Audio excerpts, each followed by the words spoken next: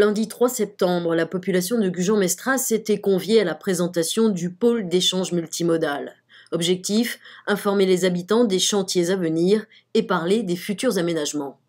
Le problème que l'on avait, c'est un problème technique avec les différentes difficultés qu'il y avait pour satisfaire tout le monde. Et en particulier, nous avons, un marché auquel nous tenons, les Gujan-Étienne, le marché le mercredi, qu'on a voulu maintenir. Et on a voulu respecter les commerces existants, on a voulu respecter la tranquillité des riverains, on a voulu permettre à tout le monde l'évolution vers des modes de transport doux, en particulier les modes piétons. C'est pour ça qu'on fait une ombrière sur le devant, c'est pour ça qu'on a fait un cheminement piétonnier avec un mail qui permet de traverser les parkings dans une ambiance arborée.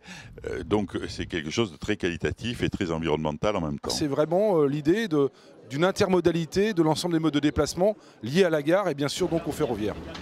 Au sein de la Cobas, Marie-Pierre Chassin de Guine est en charge des PEM.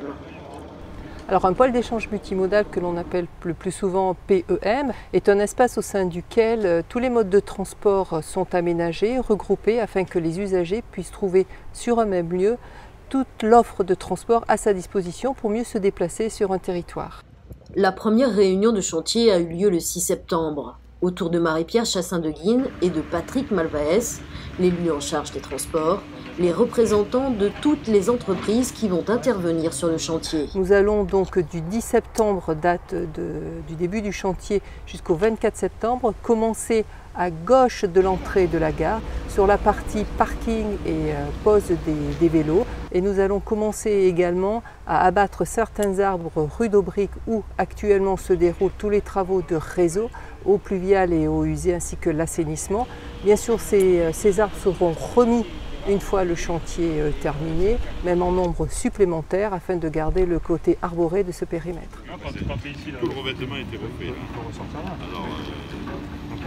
Durée prévue des travaux jusqu'en juin 2019. Ça dépend de l'importance, ça dépend du volume, ça dépend comment ça se fait.